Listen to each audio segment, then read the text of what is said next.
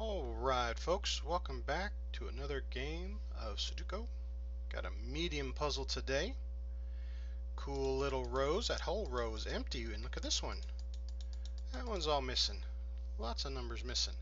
But we got cool little alleys, cool little rows. I like this. I like this. Let's see what we have. Rows and rows and rows and alleys and rows. If we just find a number that crisscrosses those, that works out really good to our advantage here. Alright, so I'm seeing a lot of twos. So this 2 here comes right through the center. This 2 comes across the bottom and it creates a ghost row. If you guys have watched some of my previous ones, you know what a ghost row is. If these two, one of those has to be a 2, that means I cannot have a 2 anywhere else in that row. Even though I don't know exactly which one is a 2, this spot can no longer be a 2. So I have a solid 2, and I got these 2's here that come up and cross out those guys, and this ghost row that says this cannot be a 2. So the only spot for a 2 in this cube is right there. Let's see what else we have. We have a 5 that comes across here and a 5 that comes across here. So we have a ghost row of 5s. Now we have a solid 5 across the top, ghost row 5 across the bottom. So we create another ghost row in the middle. Alright, let's see, I'm seeing a lot of 3s. 3 top, 3 bottom, 3 right, 3 left. So the only spot for a 3 is here in the center cube. Now these 2's go down the right, 2's go across the bottom, 2's go across the top. The only spot left is a 2 for us right there. Let's see, what else do we have? We have a 5 that comes across, a 9 that comes across, but still leaves us 3 spots each, so we'll leave that for the moment. 7's, a pair of 7's right up here. 7 across the top, 7 through the middle, and a 7 through the left side. Only one spot left for the 7 there. Now these two 7's crisscross here through the middle. Not crisscross, they just intersect. They close each other off, only leaving 2. Crisscross is a specific term that I use for certain patterns that we find. That is not what we just found. We did not find a crisscross, but that's okay. We have a pair of 9's. We have a pair of 5's too. So these 9's go down left and right. Only spot left for a 9 is here in the middle. 7 now comes down the right, and 7 comes through the middle here. Only one spot left for the 7. We have a 3 that comes down to the left and a 3 that comes across the top. Only one spot left for the 3. I got 2 spots left. I need a 2 and an 8. And I have an 8 here that says I can't have an 8 here. So there's our 8. There is our 2. So pairs are going to help us out quite a bit. This 2 now says this can't be a 2. That makes this one our 2. Let me clean up my pencil marks. Alright. Got 2 numbers missing here. Anytime I only got 2 numbers, I like to look and see what we're missing. Looks like we need a 1. Well, 1 cannot go here, so our 1 has to go here. 2, 3, 4, 5, and we're missing a 6. Only spot for it is right there. Okay, alright, now we do have a 1 that comes right up this lane, leaving only one spot left for the 1. Now we have a lane here, and we know there's only 3 numbers missing. We got a 1, we got a 2, we need a 3, and it can't be in the middle, so 3. We need a 4, and as of right now I don't have any eliminations. 5, 6, 7, and then an 8. So cool, see this 8 comes right through here, and an 8 and an 8. So just by marking this out, we see this is the only spot that a 4 can go. So we'll put that 4 there, and we'll get rid of the 4 here and here. That is helpful. Okay, alright. So now that I've got these 2 numbers locked, 3 and an 8, the only 2 numbers left in this column go right here. So we've got a 1, got a 2, got a 3, which is one of these, got a 4, I need a 5, and then we've got a 6, and then I need a 7. So these 2 are 5's and 7's. 5's and 7's. Now we have 3 spots left here. We've got a 1, a 2, a 3, we need a 4. Well, it it can't be in the top, so 4 has to be down here. We've got a 5. We need a 6. Okay, now 6 can be anywhere. We've got our 7. Now we need an 8. Now there's an 8 across the bottom, so 8 has to be one of the top two. Well, actually, let's solve that 8. I see a pair of 8s over here. No 8 down the left, no 8 down the center. Only spot left for an 8 is there. So that means our 8 has to go here. So let me clean that 8 up. There we go. Look how clean that is. Nice and purty, all double locked, all purtied up. So once we solve one of these numbers, it'll just kind of cascade and they'll all solve themselves. So that is always handy dandy. Okay, I got 3 numbers left right here.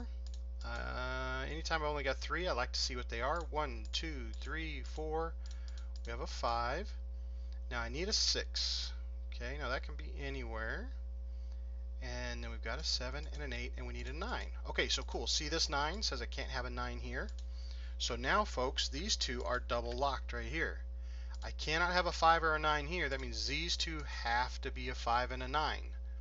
No matter how we slice it. If this is a 5, this is a 9. If this is a 5, this is a 9.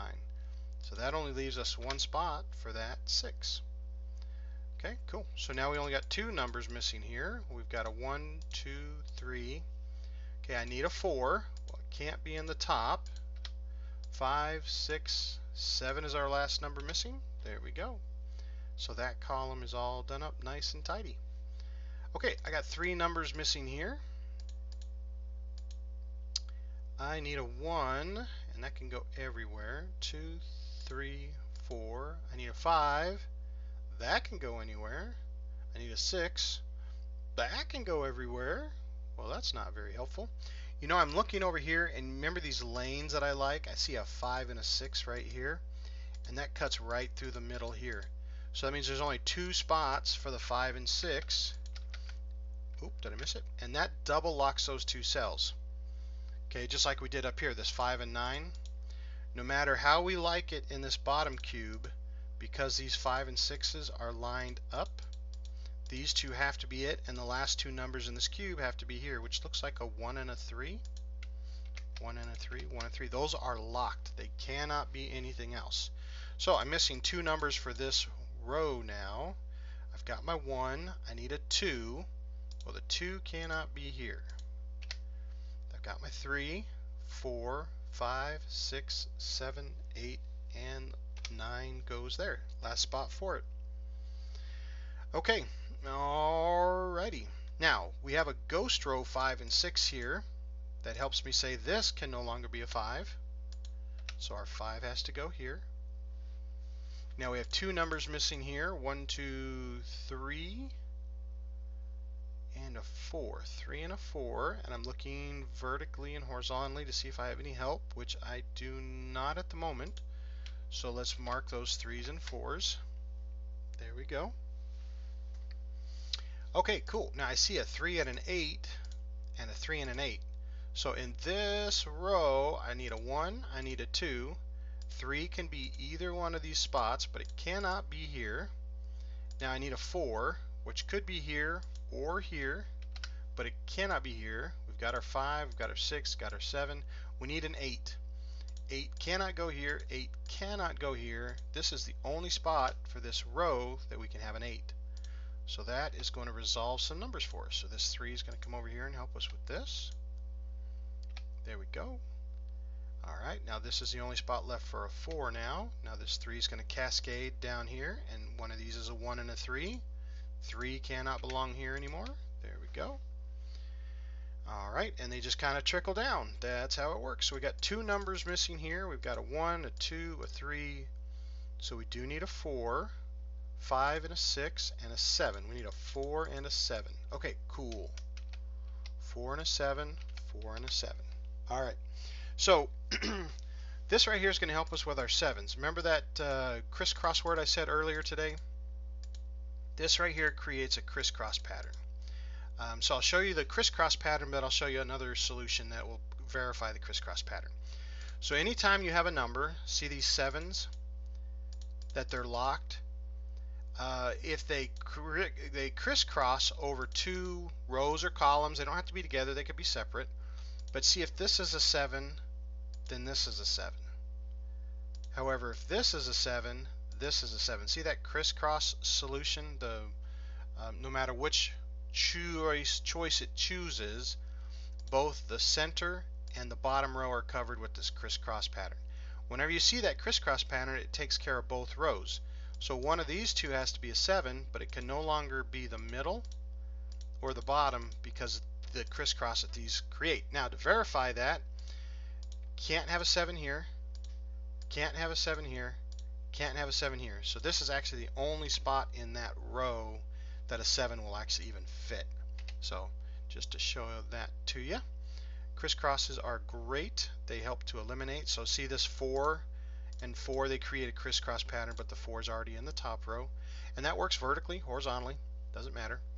Okay, I got 3 numbers missing here. I need a 1, and I've got a 1 through the middle already, so my 1 has to be top or bottom. 2, 3, 4, 5. Okay, I need a 6, and then we've got a 7, and then I need an 8. Nope, I got an 8. I need a 9. Okay, so 6 can go everywhere. 6, 6, 6, and my 9 cannot go on the top, but it can go middle or bottom. Okay. Oh, I got a drink from earlier. Never took a drink yet. Looking at pairs, these 9s just jumped out here. No 9 here, and I have a 9 vertically. So this is the only spot left for a 9. So I'm going to clean up my 9 over here. Oh, look at that. I only have 1 spot left for my 9.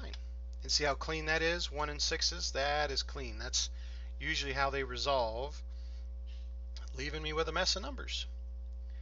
Okay. So we have 2 numbers missing here. We have a 1 and a 6, of course, that we need in this row, and then we need a 5. 5. 1, 6, and 5.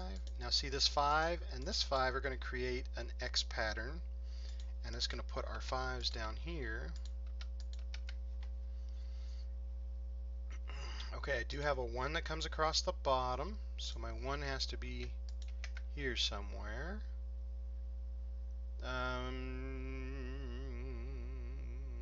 9, 2, 7, 9, 2, 7. See, that's all covered up. Okay.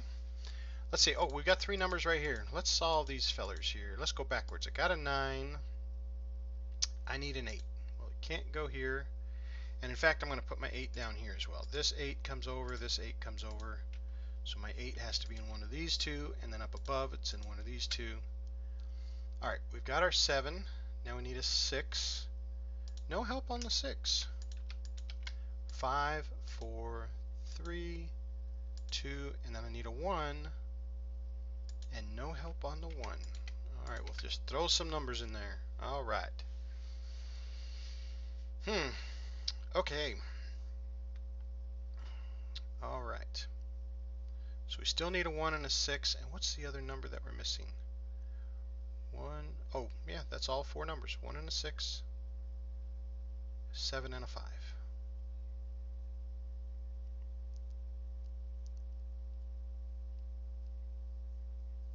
Starting to get stumped here. Okay, this is fully written out. This is fully written out. This is fully written out. These 2, I'm just going to need to fully write them out so I can see what I'm missing in my noodle. Oh, I just saw the 9s. The 9s just gave out another solution. I got a pair of 9s here. There we go. See, I didn't keep up to my pencils. I didn't keep my pencil marks up to date. So when I put this 9 here, that makes this no longer a 9. This 5 comes down and helps me, so this one becomes my 5. Okay. Now this gets double locked with this one. 1 or a 6, not a 5. Get that out of there. And then the other number we are missing is a 1 or a 6 down here too. Okay. Okay, now this one, there we go. We got a 1 and a 6 here, which means the only other number goes here is a 1 and a 6. But I do have a helpful 1. So this guy becomes our 6. This guy becomes our 1. And then let me clean clean out my ones. Keep those pencil marks clean, or you'll mess yourself up like I just did. Okay. Good, good, good. Okay, so down here in this bottom cube, I need a 4. See this 4 comes across, and see this 8 coming across? So this 4 and 8 are now double locked. Okay, I just saw that we put the 6 here and I didn't fix this one, but let me double. So these two are now a 4 and an 8. So that means 5 cannot belong down here anymore. That means this is the only spot for the 5. This is the only spot for the 1. Whew. All right, so that just cleaned up a bunch of stuff. Now I've got marks all over the place that I need to clean up.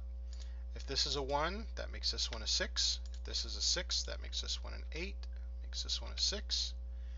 Alright, now if this is an 8, that makes this one a 4. Makes that one an 8. If that's a 6, then this is a 5, and this is a 6. Just got to get my numbers all cleaned up here. I don't need to get myself more confused than I already am. Alright, so 2 spots left, and in this cube, I need a 1. And a 1 is right here that says I can't go there, so there's my 1. There's my 7. Now this 1 is going to come over here and make this one a 6, make this one a 1. This 7 is going to come over here and make this a 4, make this one a 7. This 4 is going to come over here and make this one a 6, and make this one a 4. There you have it, folks. A lot of projections, a lot of ghost rows, ghost columns. You got to see the crisscross pattern and pencil marks. Keeping up with those pencil marks. I hope you guys enjoyed this. I always recommend pausing it at the beginning and printing off a couple copies and play along with. As always, welcome any suggestions, comments, or challenges, and thanks for watching, folks. We'll catch you next time.